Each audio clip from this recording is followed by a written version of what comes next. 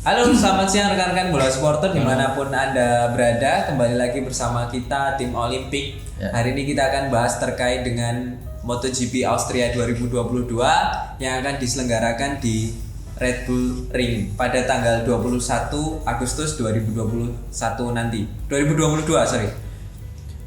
Oke, hari ini ada beberapa materi yang akan kita sampaikan atau kita bahas di sini bersama Mas Wahid dan juga Mas Agung. Nanti yang pertama adalah terkait dengan perubahan layout dari Red Bull Ring sendiri dan juga tentunya peluang bagaimana nanti ke depannya terkait dengan perubahan itu, apakah nanti Ducati tetap menjadi yang dominan seperti balapan-balapan sebelumnya atau nanti ada perubahan dari balapan di Red Bull Ring sendiri. Kemudian nanti ada juga kita akan sampaikan terkait dengan prediksi dari siapa kira-kira yang akan naik podium 1, 2, dan 3 di Red Bull Ring. Oke, yang pertama kita bahas dulu terkait dengan perubahan layout di Red Bull Ring. Kira-kira Mas Agung gimana nih tanggapannya terkait dengan perubahan itu, karena kan ada ini ya, ada pemendekan jarak ya di Red Bull Ring. Cukup menarik sih dengan adanya chicane baru lepas dari main street ini, karena ini kan untuk mengantisipasi insiden yang terjadi pada musim 2020 waktu itu kalau Johan Zarco sama Franco Morbidelli tabrakan, motornya terbang nyaris menghantam beberapa pembalap, salah satunya Valentino Rossi waktu itu. Nah, pengelola Red Bull Ring sendiri sempat memasang air fence yang dirasa cukup mumpuni untuk melindungi pembalap dan untuk meningkatkan keamanan sirkuit. Tapi setelah dipikir-pikir, pemasangan air fence ini akhirnya nggak efektif. Lalu lahirlah inisiatif melahirkan sebuah chicane baru untuk menggantikan tikungan 2. Ini sangat menarik ya, karena biasanya Ducati yang dominan, tapi dengan adanya chicane ini tentu mereka juga akan sedikit mengurangi power motor mereka untuk bisa membelok atau bermanuver secara ciamik di chicane yang baru ini. Jadi bisa menjadi sebuah keuntungan untuk tim-tim lain selain Ducati seperti Yamaha atau Suzuki. Oke, itu ada jadi ada keuntungan dan juga ada kekurangan dari perubahan layout di Red Bull sendiri. Kemudian kalau menurut Mas Wahid gimana nih? Karena ada pemendekan ini ya, track lurus ya, yang Ducati cukup kuat di track lurus karena memang motornya memang sangat-sangat cepat dibandingkan dengan pabrikan yang lain gitu. Atau mungkin ini jadi peluang tersendiri untuk Yamaha nantinya gitu. Iya, di track lurus paling panjang ini di Red Bull Ring emang musim lalu juga Jorge Martin ya bisa mengeluarkan race modification-nya dengan kekuatan top speed-nya yang paling bagus, yaitu 363,3 km per jam. Itu jadi emang lintasan ini emang sebelumnya kesempatan banget buat Ducati tancap gas benar-benar di tikungan, tapi dengan adanya chicane ini dari zigzag ya, ke kanan dulu kemudian ke kiri, itu jadi kayak pemangkasannya itu sendiri ke Ducati. Jadi seharusnya dengan adanya ini juga bisa dimanfaatkan oleh Yamaha dan Suzuki maupun Honda ataupun Aprilia ya. Ya, Aprilia dengan Alex Espargaro dan juga Maverick Vinales yang mulai gacor-gacoran kembali ke performa masing-masing itu. Oke, itu terkait dengan perubahan layout di Red Bull Ring sendiri. Kemudian kira-kira melihat MotoGP Inggris 2022 kemarin yang seri sebelumnya gitu, kira-kira nanti peluang Quartararo, kemudian Espargaro, kemudian Francesco Bagnaia atau Maverick Vinales, apakah nanti kira-kira bisa podium lagi nih? Mas Agung gimana? Kalau lihat Bagnaia sendiri sih dari GP Inggris ya, kalau berangkat dari GP Inggris dulu, dia kan kerepotan dibandingkan Jack Miller itu di hari pertama, di hari kedua itu masih kerepotan dibandingkan Jack Miller. Titik baliknya Bagnaia itu kalau saya lihat kemarin itu pas Johan Zarco jatuh, Bagnaia langsung mengambil alih balapan. Nah, itu titik baliknya. Untuk melihat peluang di Austria, mungkin bisa jadi ini bisa menjadi kesempatan Bagnaia untuk meraih poin lebih banyak lagi agar bisa mendekat. Toh ini juga sirkuit yang Ducati banget, Ducati's playground lah.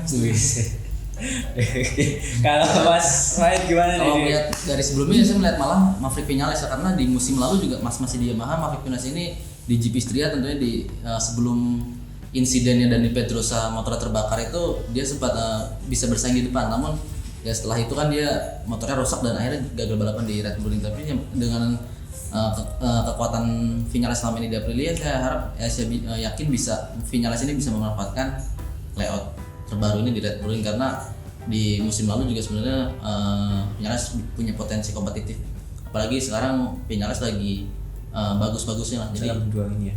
iya, jadi bisa di Red Bull Ring salah satu yang bisa berpotensi podium malah.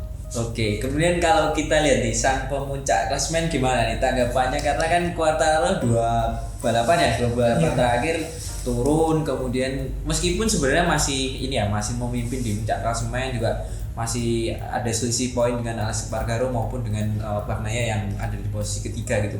Kira-kira peluangnya di di Austria kira-kira gimana nih Mas Agung atau Mas Wahid dulu? Kalau Quartararo, saya nggak mau melihat dua balapan terakhir aja. Dia kesalahannya satu sih, pas waktu latihan bebas sampai sebelum sesi balapan dia tidak mencoba atau bereksperimen dengan ban. Kan di Silverstone yang biasanya balapan itu mendung dan cenderung hujan, kemarin justru malah berlangsung panas dan dia nggak nyoba ban hard. Mungkin dia harus lebih berani eksperimen lagi soal pilihan ban yang akan dipakai di sesi balapan. Terus juga cuaca di Austria ini juga sama, nggak bisa diprediksi untuk minggu depan.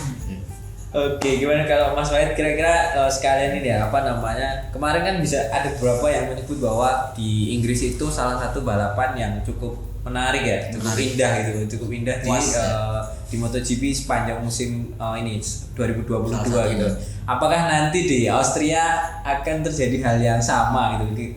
Banyak pembalap yang saling overtake, kemudian ada juga beberapa insiden yang cukup menarik untuk penggemar gitu. Selaku pecinta MotoGP seharusnya memang mengharapkan di Austria ini dengan desain terbarunya berharap balapan bisa berlangsung seru ya, karena itu tadi persaingan di papan klasemen 3 pembalap ini sangat ketat. Kemudian juga Alex Espargaro ya, karena sebenarnya di race terakhir itu cukup dikhawatirkan karena kaki dia masih mengalami keretakan, kemudian setelah beristirahat sampai saat ini berharap Alex Espargaro bisa pulih dan bisa memberikan tekanan lagi lah kepada Quartararo di papan.